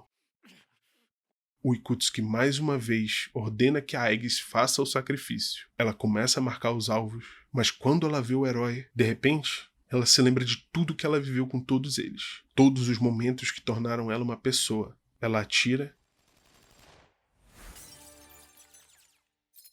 mas para libertar a gente. O Ikutsuki ainda tenta fazer alguma coisa e o Koromaru chega para impedir ele. O Ikutsuki fica encurralado. Ele tenta fazer com que as coisas que ele está falando, as atitudes dele façam sentido, mas ele sabe que não tem como. Ele ainda acredita na profecia, mas ele sabe que agora é tarde. Ele se joga, ainda crendo que fez a coisa certa. E se eu ganhasse R$1 para cada vez que a gente foi traído em um jogo de Persona, bom, eu teria R$3, mas enfim. Infelizmente o Ikutsuki não foi o único que perdeu a vida nesse dia. O pai da Mitsuru nem teve a chance de dizer a última palavra dele para a filha. A Mitsuru fica em cima do corpo do pai dela. Todo o motivo dela ter se tornado uma usuária de Persona foi para proteger o pai dela. Ela ama muito ele, e ele amava muito ela. Ele queria mais que tudo corrigir os erros do pai dele. E ele também queria proteger a Mitsuru. Ele queria se redimir por ter deixado toda a geração dela em perigo, mesmo que isso custasse a vida dele. Mas ainda assim, a Mitsuru queria que ele vivesse. No dia seguinte, a Mitsuru tem que resolver tudo sobre a empresa, o funeral e a família dela. E a Aigis,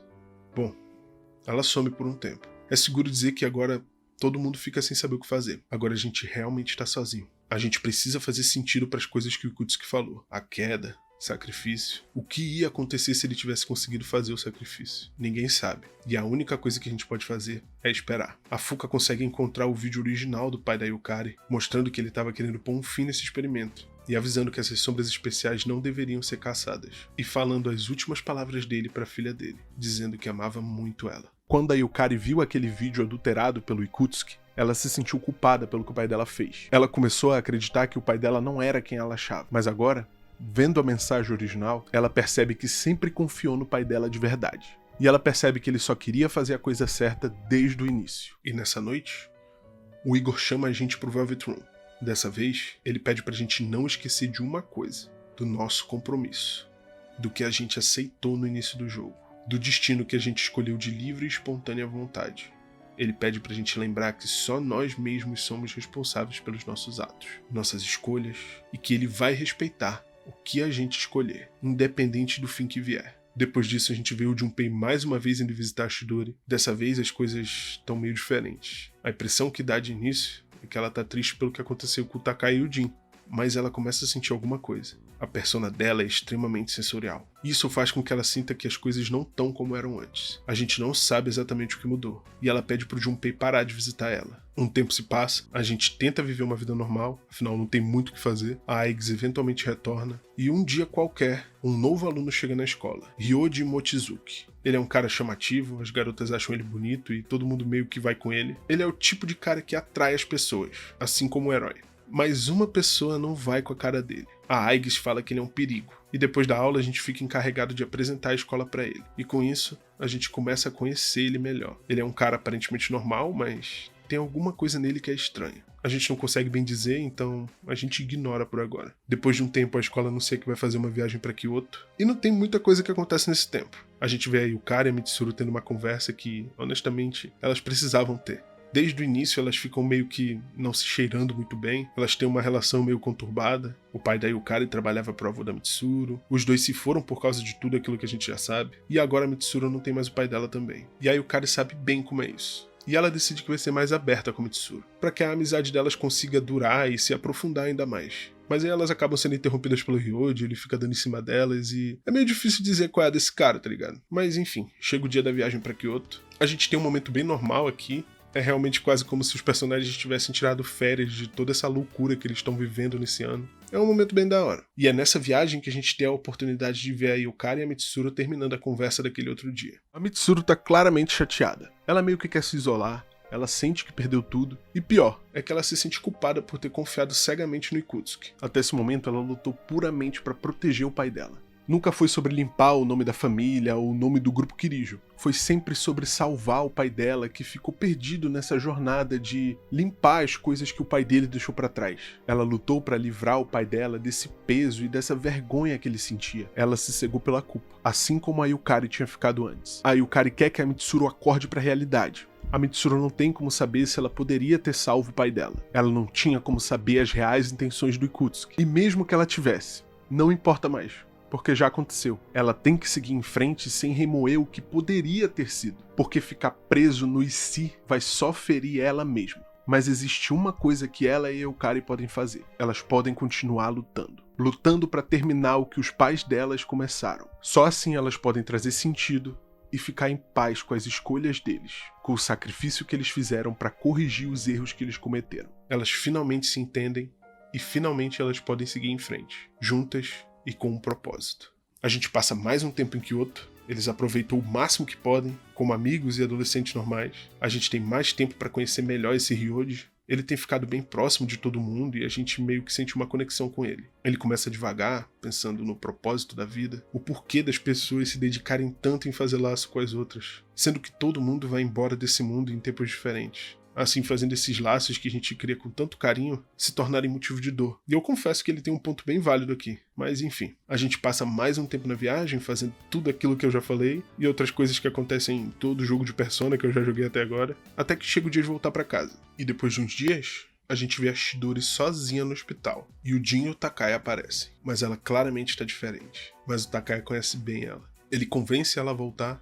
e a Chidori, ela culpa o Junpei por ela estar se sentindo mal. Isso porque desde que ele se aproximou dela, ela tem começado a sentir medo de partir. No dia seguinte, a Fuka acorda a gente. Ela detectou a Chidori na entrada do Tártaro. E a Chidori chama a gente pra enfrentar ela. Ela quer pôr um fim nisso de uma vez por todas. O Junpei sai correndo pra ir atrás dela, e assim que o Junpei chega lá, ele tenta convencer a Chidori a voltar. Ele quer que ela pare com isso, mas ela não quer saber. A gente tem que lutar contra ela. Ela tá claramente desesperada. Ela não sabe o que fazer. Ela tá com medo, ela cai no chão e ainda se nega a aceitar a ajuda do Junpei. Acontece que a Chidori tem mais medo de se apegar do que do fim da vida. Ela tem medo de perder aqueles e aquilo que ela se apega. E o Junpei trouxe dor pra ela. Uma dor que ela nunca quis antes. Porque quando ela tá com ele, ela fica com medo de perder tudo. Ela teme que esse tempo que ela tem com ele acabe. E é por isso que ela queria que ele se afastasse. Por puro medo de se apegar ainda mais. Nessa hora, o Takai e o Jin aparecem, eles desapontados com a Chidori, chamando ela de fraca, e isso irrita o Junpei. Ele decide que vai proteger a Chidori deles, mesmo que isso custe a vida dele. E num único momento,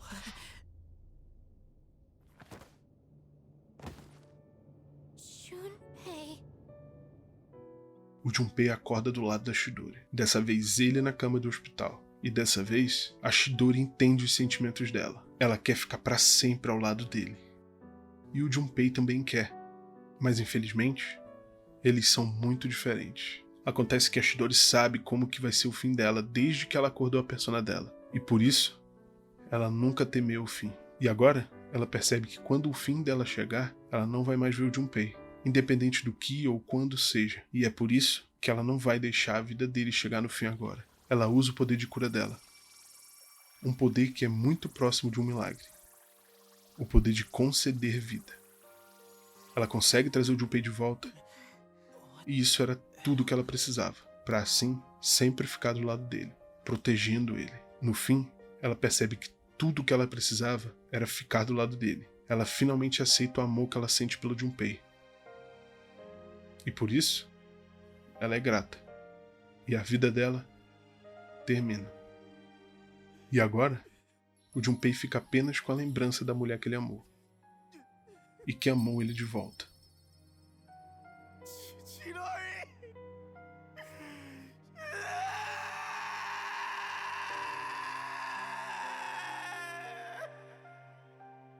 O Takaya diminui o sacrifício da Chidori, dizendo que foi em vão, e o Junpei não vai deixar ele zombar dela. E ele ataca o Takaya.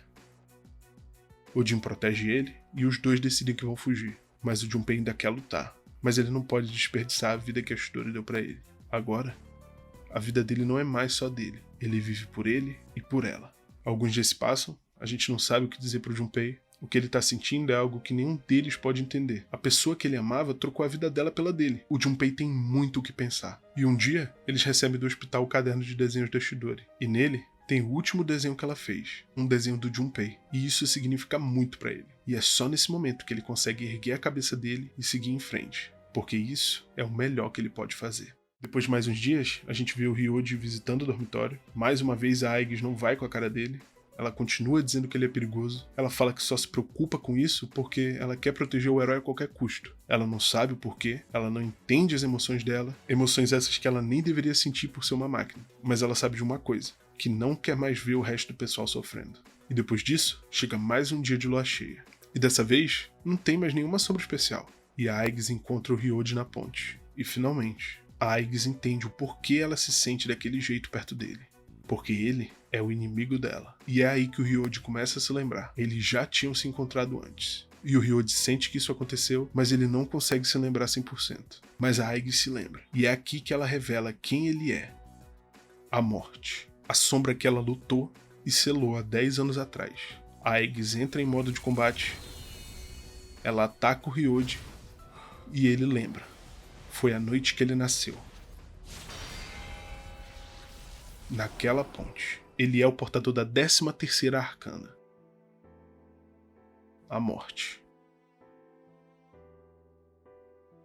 O poder dele foi espalhado, então ele não tinha força total. Ele estava incompleto. E mesmo assim, o poder dele era muito grande. A Aigis sabia que ela não ia ser capaz de parar ele. E a única escolha dela era selar ele. E como as circunstâncias não eram favoráveis, ela teve que tomar uma decisão. Ela teve que aprisionar todo esse poder no único receptáculo que ela pôde encontrar por perto. Um garoto que tinha acabado de perder os pais num acidente causado pela luta deles dois. Esse tempo todo, esse poder, essa sombra capaz de destruir o mundo, teve dentro do herói. E esse tempo todo, a sombra, o Ryoji, o Pharos, inconscientemente levou o herói até as 12 sombras que se uniram, formando o poder máximo da 13ª arcana. Nesse momento, ele lembra de tudo. Ele sabe exatamente quem e o que ele é. A Aigis quer destruir ele, para que assim ela cumpra o propósito que ela foi criada para cumprir. Essa é a razão que ela tem para viver, mas ele está mais forte do que antes. o poder da Aigis sozinha não é o suficiente. Ela não vai cumprir o propósito dela sozinha. E ela sente que falhou na única coisa que ela tinha que fazer. E a Aigis fica com medo.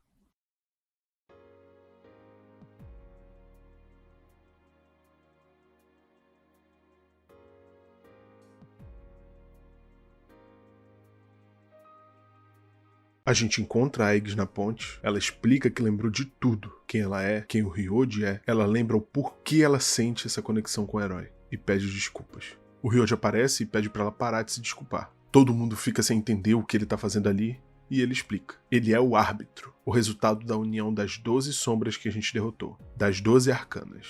As sombras estão nesse mundo para trazer o nascimento do ser materno. E o Ryoji é o que vai atrair ela para esse mundo, possibilitando que esse ser desperte. O Ryoji nasceu no laboratório do avô da Mitsuru, o experimento que reunia várias sombras para criar uma sombra mais poderosa que as outras. Esse experimento foi o que deu vida para ele, mas ele acordou cedo demais, e a Aigis foi enviada para deter ele. E o resto, a gente sabe. Ele conta que foi selado dentro do herói. As 12 sombras que formavam o Ryoji também acordaram. E é por isso que quando o Orfeu despertou, ele se tornou aquela outra sombra naquele momento. As 12 sombras acordaram para se unir de novo, assim formando o poder completo desse árbitro que é o Ryoji. Ele se desculpa por tudo e logo em seguida fica inconsciente. A gente leva ele e a Aigis para descansarem e no dia seguinte o Ryoji acorda. Ele tem mais coisa para contar pra gente. Ele diz que esse ser materno se chama Nyx e que ela é a mãe das sombras. Há muito tempo ela concedeu a morte pro mundo. E se ela acordar, o mundo vai ser engolido pela escuridão. E toda a vida que existiu vai perecer. Todos os seres vivos vão desistir da vontade de viver, o que significa que em sua essência, todo mundo vai contrair a síndrome da apatia. Todos os humanos vão ficar perdidos. E é essa a queda que o Ikutsuki falava. E infelizmente, não tem mais como impedir a chegada da Nyx. A queda tá chegando. E mesmo com alguns deles tentando pensar positivo, a morte é algo inevitável. Mas o Ryoji fala que ainda tem uma opção pra gente. A chegada da Nyx é inevitável, mas se caso o árbitro desaparecesse, tudo que a Nyx coletou com a Hora Sombria também vai desaparecer. Ou seja, se a gente desviver o Ryoji, a Nyx não vai ter o que fazer. Porque com todas as memórias dessa realidade sem esperança desaparecendo, a gente apagaria a Hora Sombria. E quando a queda chegar, a gente vai esquecer de tudo em um instante. E assim, a gente também atrasaria a queda. O Ryoji é o mesmo que a Nyx, ou seja, ele não pode se desviver a qualquer momento. Mas por ele ter sido selado no herói, ele desenvolveu um lado humano. Então se o próprio herói foi o responsável por pôr um fim no Ryoji, talvez funcione. O Ryoji é especialmente nosso inimigo. Mas o lado humano dele tem falado mais alto que o lado original dele. A gente já viu urso, gato, cachorro, robô, tudo isso se tornando humano nessa franquia. Então por que o Ryoji, esse árbitro, não conseguiria também? Ele não quer que a gente sofra. Ele se apegou a gente. Mas isso tudo é muito difícil de engolir. A gente fica com muita coisa para pensar, e a gente tem até dia 31 de dezembro para decidir o que a gente vai fazer. Claramente, nesse tempo que a gente tem até essa data limite, todo mundo fica tenso, todos eles têm que decidir o que fazer, porque é uma decisão em conjunto, eles têm que chegar num consenso. Tirar uma vida ou deixar a morte tomar conta do mundo. Obviamente não é fácil. E cada um deles tem suas ressalvas. Alguns querem ter alguém ou alguma coisa para culpar. Tudo isso por causa do medo de perder a vida. Esses adolescentes são obrigados a tomar uma das, se não a decisão mais importante e difícil que qualquer pessoa poderia ter. Tudo isso e ainda tentando viver uma vida normal. Como se nada fosse acontecer. Porque, claro, eles têm que manter o disfarce. Mas é muito difícil fingir isso quando eles têm tudo isso na cabeça. Aos poucos, a gente vai vendo cada um deles chegando às suas próprias decisões. E todos eles acabam decidindo que vão lutar. Vão enfrentar a Nyx sem tirar a vida do Ryoji. Tudo porque eles confiam no herói, confiam no poder dele. E também confiam que vão fazer justiça por aqueles que já perderam suas vidas ao longo do caminho. Perto do dia 31, a Aigis finalmente retorna depois da luta dela com o Ryoji. Ela passou um mês no laboratório se recuperando e ela vem implorar para que a gente desviva o Ryoji, para que a gente consiga viver feliz, mesmo que isso signifique perder as nossas memórias. Ela não quer que a gente sofra, e ela sente que tudo isso é culpa dela por ela ter aprisionado a morte no herói. Ela se sente insuficiente. Ela não entende o porquê que a gente quer continuar lutando. Especialmente quando a gente não tem a certeza de que a gente vai vencer. Ela teme que a gente vai desperdiçar as nossas vidas lutando uma luta que a gente não pode ganhar. Mas a verdade é que eles querem lutar pensando nas suas vidas, pensando no futuro. A luta não é sobre se sacrificar, é sobre conquistar um futuro melhor. uma vida melhor. Uma vida onde o sofrimento serve apenas para ajudar a gente a crescer cada vez mais. E nunca ficar remoendo o que poderia ser. Uma vida nossa e que a gente conquistou por não ter se deixado levar pela dor. A Aigis não entende isso, e ela acha que é porque ela é uma máquina. Mas a verdade é que mesmo ela tendo sido criada para derrotar sombras e proteger os humanos, ela acabou encontrando nesse grupo algo que muitas pessoas procuram a vida inteira e não encontram: uma casa. Pessoas que ela se importa e que se importam com ela de volta. A Aigis sente que não tem motivo para ela viver se ela não consegue ser forte o suficiente para deter a Nyx sozinha, e por isso ela sente que não tem razão para ela existir. Ela não encontra um propósito para a vida dela. E honestamente, isso é algo que ninguém pode ensinar. O sentido da vida e da morte, tomar as suas próprias decisões, é difícil para todo mundo. Nenhuma escolha é perfeita. E só uma coisa é certa: enquanto a gente estiver aqui, vivo, a gente tem que fazer alguma coisa. Ela implorou pra gente não lutar porque ela não quer lidar com essa dor de perder eles. E agora, ela entende isso. Ela encontra a razão dela pra lutar. Algo tão importante que vale a pena sacrificar a sua vida para proteger. E o mais importante, ela aprendeu a tomar suas próprias decisões. Nesse momento, ela fez a escolha mais importante da vida dela. Ela escolheu viver. E chega o dia 31, todo mundo na mesma página. A gente avisa pro Ryoji sobre a nossa escolha, a gente vai enfrentar a Nyx. Ele respeita a nossa escolha. Ele não entende, mas ele eventualmente aceita. Ele vai deixar a forma humana dele pra trás. E agora, a gente tem mais um mês pra chegada da Nyx. O dia prometido. Ele fala que ela vai chegar no topo do Tartarus. A gente tem esse mês inteiro pra se preparar de vez pra esse grande final da história principal do jogo. A gente tem tempo mais que o suficiente pra finalizar os Social Nyx que faltam, conseguir itens, dinheiro e tal. E o mais importante, aproveitar esse mês como se fosse o último das nossas vidas. Porque a gente não sabe o que vai acontecer. Então a gente vive esse momento, com amigos, aliados, com todos aqueles que fizeram parte da nossa vida nesse último ano. A gente tenta viver uma vida normal, e a gente até presencia um milagre, porque acaba que a Chidori consegue voltar à vida. Isso porque ela usava os poderes dela de cura nas flores que o Junpei trazia, e ela inconscientemente pegou de volta a energia vital que ela deu para essas flores, assim fazendo mais um milagre. E isso graças ao Junpei, por ele ter se apegado a Chidori. Se não fosse pelas flores, ela não teria voltado à vida. O único problema é que ela volta sem a persona dela. E por conta disso, todas as lembranças desse tempo, o Junpei, Strega, o tempo dela no laboratório, tudo foi esquecido. E nessa hora, o Junpei escolhe deixar ela assim. Ele quer que ela viva a vida a partir de agora, sem o peso do passado. No fim das contas, ele realmente se torna um herói, porque ele toma a decisão mais heróica que ele podia. Tudo pra salvar quem ele ama. E eventualmente, chega o dia. Antes de seguir pro Tartarus, a gente tem uma última reunião. A gente sabe que corre o risco de perder a vida, mas outro risco é da gente vencer, mas perder as personas, e com isso, as memórias. Então a gente decide que se isso acontecer, a gente vai se reencontrar no dia da formatura da Mitsuru e do Akihiko. A gente vai pro Tartarus, a gente segue pro topo, e no caminho, a gente encontra o Jin. Ele quer mais uma vez enfrentar a gente. Ele e o Takai ainda acreditam na salvação, e acreditam que a Nyx vai trazer ela pro mundo. Ele também revela que o Ikutsuki foi um dos pesquisadores que criou eles, mas agora isso não importa. A gente luta contra ele, e quando a luta termina, o Jin conta exatamente o que foi o experimento que criou ele, o Takaya e a Chidori. Um experimento que pegava crianças órfãos para forçar as personas a acordarem nelas. E quando a persona é forçada, ela é quase impossível de controlar. Então as crianças eram forçadas a tomarem drogas experimentais para que as personas não desvivessem elas. E das 100 primeiras crianças, apenas 3 sobreviveram. O Takaya foi quem deu propósito pro Jin, foi quem salvou ele. E ele vai fazer o que pode para ajudar o Takai até o fim. Sombras começam a aparecer, começam a cercar a gente, e por mais que a gente queira deter elas, o Jin pede pra gente seguir. E ainda se apegando à libertação que o Takai deu pra ele se sacrifica para derrotar essas sombras. A gente segue ainda mais, e eventualmente a gente encontra o Takaya. Ele também quer lutar uma última vez em nome da salvação que ele acredita. O Takaya teve a vida dele roubada, e em troca recebeu um poder que ele nunca quis. Ele parou de acreditar no futuro. Pra ele, só o presente importa. A salvação que a Nyx vai trazer vai libertar o mundo dessa ansiedade, desse medo, vai libertar todos do futuro. Ele prefere que todo mundo perca sua vida, porque assim não vai ter mais futuro, porque o futuro dele foi roubado. Ele compartilhou essa ideologia dele e muitos outros concordaram. A chegada da Nyx deixou muitas pessoas desapegadas com o futuro e com a vida. E o mais triste de tudo isso é que, honestamente, eu entendo um pouco ele, sabe? Às vezes a gente quer que tudo acabe por não acreditar que mais pra frente as coisas vão ser melhores, sabe? É triste, mas faz sentido. As pessoas não podem encarar o fim sem antes encontrar um propósito na vida. E pro Takaya, as pessoas perceberam há muito tempo que esse propósito foi perdido. A chegada da Nyx é algo que as pessoas imploraram, uma salvação. E infelizmente, a gente não pode dizer que ele tá errado. Talvez, para alguns, viver sem um propósito seja uma alternativa.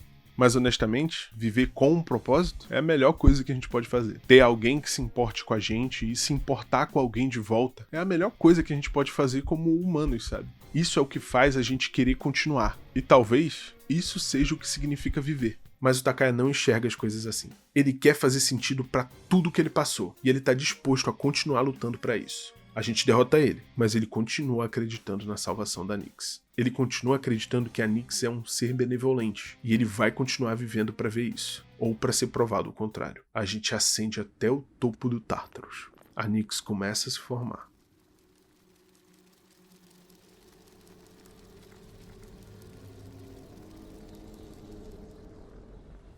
A presença dela é inquestionável.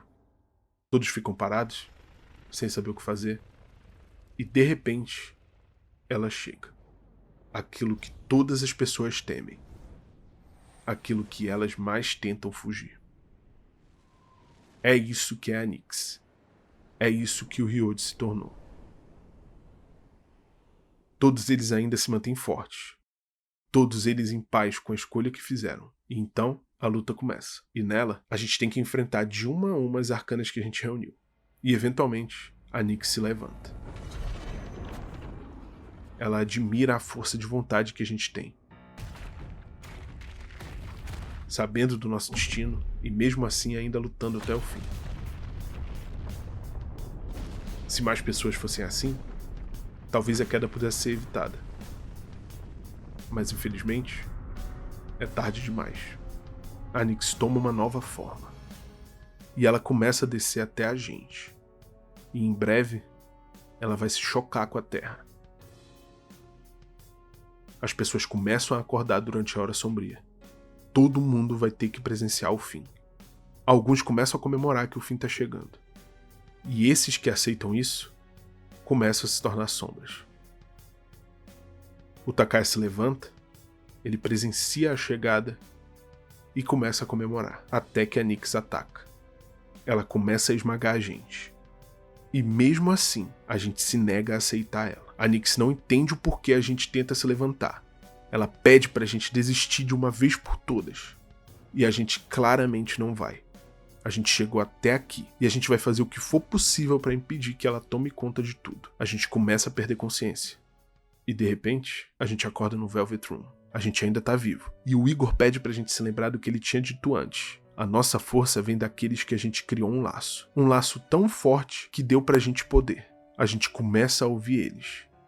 Cada um entrando no nosso coração. Nosso colega de sala, nosso conselheiro estudantil, o casal da livraria, o corredor, a tesoureira, nossa dupla de jogo, o médico artista, a gerente do clube de atletismo, a garotinha do santuário, o aluno intercambista, o empresário, o monge solitário, o atleta rival, o rei do rango, o garoto que estava doente. Todos eles querem ajudar a gente uma última vez, com esperança na voz. Eles separados são fracos, mas juntos fazem a diferença. Chegou a hora da gente usar a verdadeira força dos nossos laços. O poder que se revelou dentro do herói. O poder que pode trazer um novo mundo ou um final derradeiro. Com esse poder, talvez seja possível salvar aqueles que a gente ama e derrotar aquilo que não pode ser derrotado. A gente finalmente chega no nosso destino. E agora, cabe a gente aceitar ele. A gente luta mais uma vez. Dessa vez, sozinhos fisicamente, mas com todos os nossos amigos e aliados ajudando a gente como podem. A gente ataca, ela ataca de volta e o pessoal continua ajudando a gente. E finalmente, a gente consegue usar o poder de todos que a gente ajudou e que ajudaram a gente de volta. Um último ataque.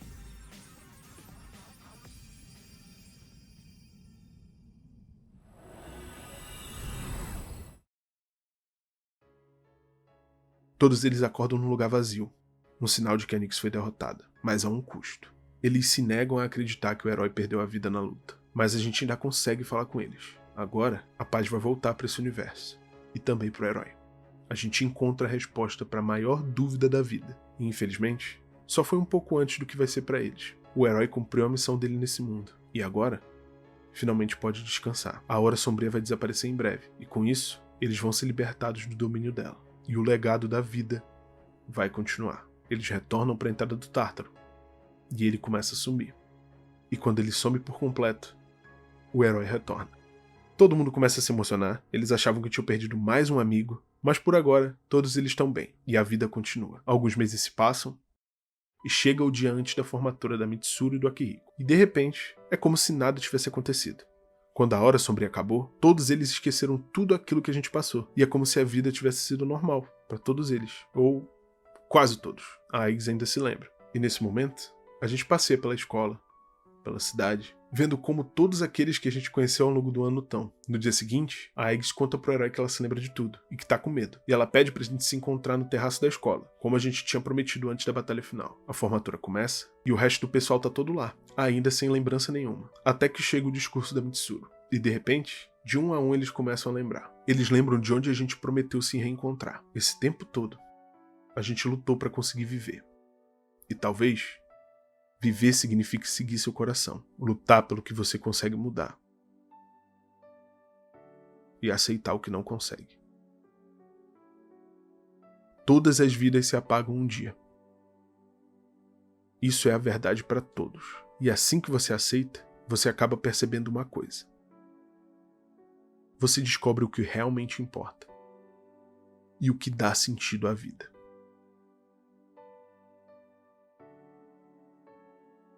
Nem tudo precisa ser um motivo grandioso. Só de se importar com alguém já é o bastante. É só disso que a gente precisa para dar um significado às nossas vidas. O herói pode finalmente descansar, sabendo que cumpriu sua missão. E que aqueles que ele se importa, a razão dele para viver, vão ficar bem, mesmo que seja sem ele.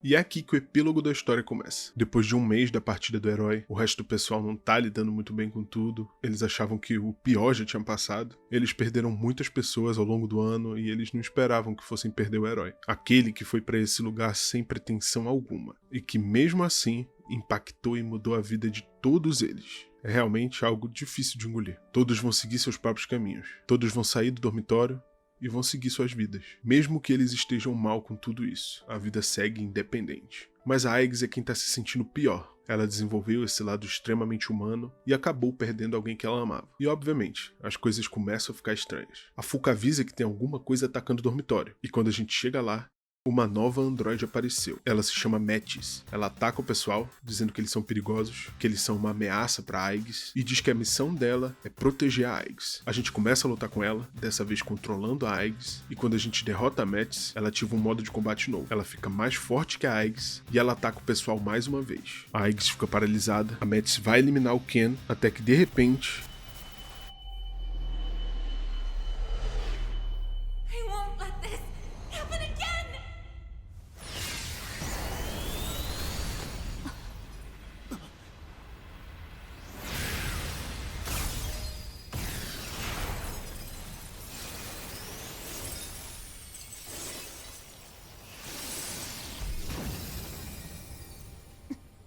a Aigis acorda o Orfeu, a persona que um dia foi do herói, e só assim ela consegue poder pra deter a Metis. E é aí que as coisas ficam mais confusas, quando a Metis chama a Aigis de irmã. E de repente, a Aigis acorda no Velvet Room. O Igor explica que agora a Aigis tem o poder da Carta Coringa, da Wild Card. E agora, ela pode acessar o poder que antes era do herói e o Velvet Room. A gente retorna pro dormitório, a Fuka consertou a Aigis e a gente decide interrogar a Metis. E é aí que ela explica que ela quer proteger a Aigis e o mais importante, que a gente tá preso em um loop temporal. presos no dia 31 de março, o último dia de todos eles no dormitório. E ela explica que isso aconteceu por causa do abismo do tempo, um lugar que foi crescendo debaixo do solo, todas as noites, quando dava meia-noite, durante a hora sombria. Esse lugar foi crescendo igual as raízes de uma árvore. O grupo Kirijo sabia disso e nunca informaram a Mitsuru. E esse local, assim como o Tartarus, é cheio de sombras. Eu não quero mais prolongar tanto esse vídeo, então resumindo um pouco, esse lugar é uma nova dungeon. A gente vai ter umas portas onde cada uma delas representa os andares, entre aspas, e sempre que a gente chegar no final da porta, a gente vai reviver o passado de algum dos aliados, vendo o que motivou eles a lutar, mostrando a origem de cada um deles. E o nosso caminho dentro dessas portas está sendo guiado por um vulto. No final da primeira porta a gente vê o passado do Ken, logo depois do acidente que fez com que ele perdesse a mãe dele, a raiva que ele sentiu quando não acreditaram nele, a raiva que levou ele a querer vingança, a querer desviver o Shinji. Na segunda porta a gente vê o passado do Akihiko, ele ainda no fundamental, um prodígio do boxe, um garoto determinado a lutar para proteger quem ele ama. E nessa hora a gente vê quando ele e a Mitsuru se conheceram. Ela sabe que ele estava vivendo a Hora Sombria e oferece para ele uma nova forma de lutar, se juntando ao Cis. Na terceira porta a gente vê o passado do Junpei, um pouco depois dele conhecer o herói. Ele foi parar no shopping, enquanto ele fugia do pai dele, que é um alcoólatra escroto, e lá ele conheceu o Koromaru. Eventualmente, a Hora Sombria começa, e ele é atacado por uma sombra. E é aí que o Akihiko ajuda ele, e o Junpei acorda a Persona. No fim da quarta porta, a gente vê o passado da Mitsuru. O dia que ela conheceu o Tartarus, ela tinha só 10 anos,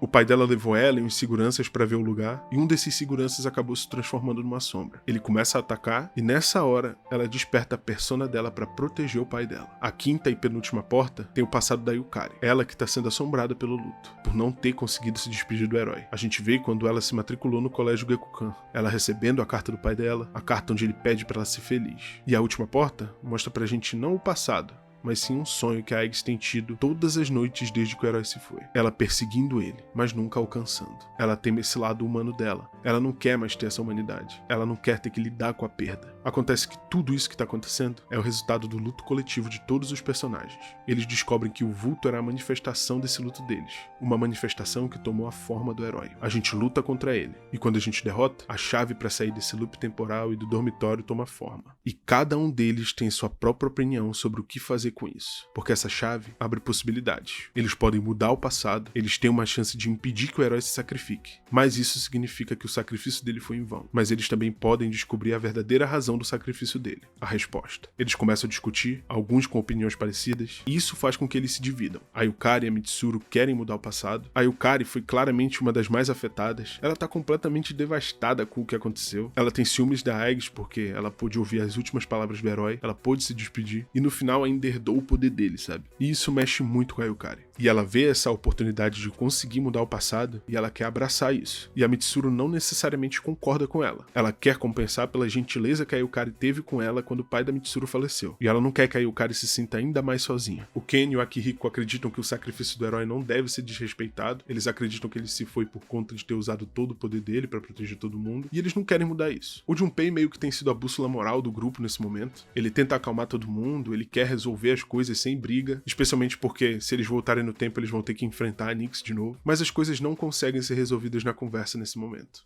Eles decidem que vão lutar entre si para decidir o que fazer com a chave. E com a Metis do nosso lado, a gente luta com todos os nossos amigos e aliados, e derrota eles de 1 a 1. E a gente decide que vai descobrir a motivação do herói. E nisso, a gente é teletransportado pro dia da queda, o dia da chegada da Nyx. A gente presencia o herói selando a Nyx. E assim, selando o destino dele. Se tornando um selo. Mas a verdade é que ele não se tornou um selo para impedir que a Nyx saia, e sim para impedir o desejo da humanidade por destruição. Um desejo que tornou a forma de Erebus. O herói virou um selo para impedir o Erebus de entrar em contato com a Nyx de novo. E quando esse desejo da humanidade tenta destruir esse selo, destruir o herói, eles percebem que eles têm que deter ele, para assim fazer valer a pena o sacrifício do herói. E depois de derrotar ele, a gente entende o porquê do herói ter se sacrificado. As pessoas, infelizmente, nunca vão deixar de desejar a morte. As pessoas lutam para afastar ela, mas a gente esquece o que faz a vida valer a pena. E por isso, esse selo, o herói, existe para proteger a humanidade desse sentimento, da Nyx. A dor de perder alguém que você ama é muito grande. Saber que aquela pessoa nunca mais vai estar lá é uma das piores coisas da vida. Parece injustiça, parece que nada valeu a pena. E, infelizmente, ninguém escapa disso. Todo mundo tem seu tempo. E o importante é fazer o melhor que você pode com esse tempo que foi dado aleatoriamente para todos nós. Porque no fim, a gente ainda permanece nesse mundo dentro daqueles que a gente conheceu. Que a gente riu, que a gente chorou, que a gente amou. Todas essas pessoas ficam com um pedacinho de nós. E esses que ficam têm que seguir em frente. Porque essa é a melhor coisa que a gente pode fazer. Porque só assim a gente vai poder sorrir de novo um dia. E lembrar com alegria daqueles que se foram.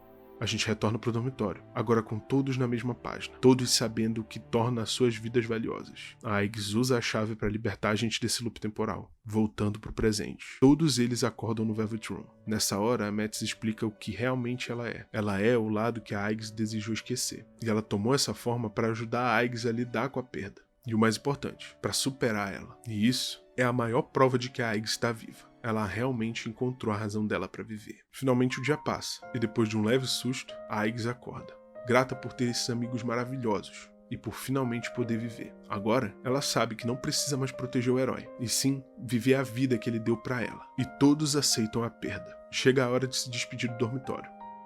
Mas dessa vez, não separados. De um a um, todos saem do dormitório. Até restar só a Aigis. Ela finalmente pode se desprender do passado e abraçar a mudança. Abraçar o futuro.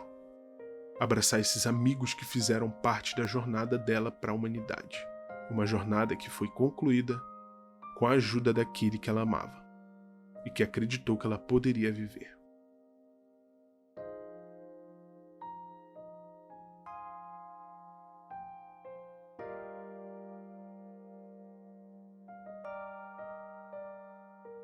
E é isso.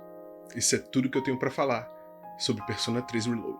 Não é à toa que esse jogo teve 4 lançamentos nos últimos 20 anos. Eu entendo perfeitamente porque esse jogo é especial, sabe? Poucos jogos vão fazer a gente questionar sobre as coisas que esse jogo faz a gente questionar. Mais uma vez, a Atlus trouxe uma narrativa extremamente cativante que faz a gente se apegar a esses personagens e à história de uma forma que a gente não espera, sabe? Ou que pelo menos eu não esperava. Eu tô muito feliz com essa jornada que eu tive de descobrimento dessa franquia. E também fazendo esses vídeos, vendo o feedback de vocês e o que vocês viveram também jogando esses jogos, é algo que realmente, me deixou muito feliz, sabe? E que eu honestamente não esperava que fosse acontecer um dia. Persona 3 é um jogo que fala sobre a vida, mas esse jogo também fala muito sobre a responsabilidade. Todos nós viemos nesse mundo para protagonizar nossas próprias vidas, mas também é muito importante pensar sobre as outras pessoas na nossa história, porque às vezes os coadjuvantes impactam muito nela. E todos nós também somos coadjuvantes nas histórias das outras pessoas. Então também vale muito a pena a gente questionar sobre o impacto que a gente traz para a vida dos outros. Eu honestamente não tenho noção do impacto que eu tenho na vida dos outros. Um dia, quem sabe, eu possa saber. Mas eu sei o impacto que as pessoas têm na minha vida. E vocês tiveram muito impacto na minha. Mesmo que seja pouco. Só um pouquinho já impacta bastante. E se você chegou até aqui, mais uma vez, muito obrigado. Do fundo do meu coração mesmo. Eu espero que eu tenha conseguido expressar o que eu senti e como foi a minha experiência jogando esse jogo pra vocês. Eu ainda não encontrei uma forma melhor de expressar isso. Mas agora que eu meio que finalizei essa primeira trilogia de Persona, eu sinto que eu tenho que continuar trazendo essas histórias. Não só de jogos. Eu também quero trazer outras histórias de outras mídias, o que eu interpretei e o que eu senti assistindo e também jogando elas. Porque eu vou trazer outros jogos eventualmente. Quem sabe até os primeiros jogos de Persona, 1 e o 2. Eu não sei quando o meu próximo vídeo vai sair, mas uma hora ele sai. E mais uma vez, muito obrigado. E quem sabe, a gente se vê de novo.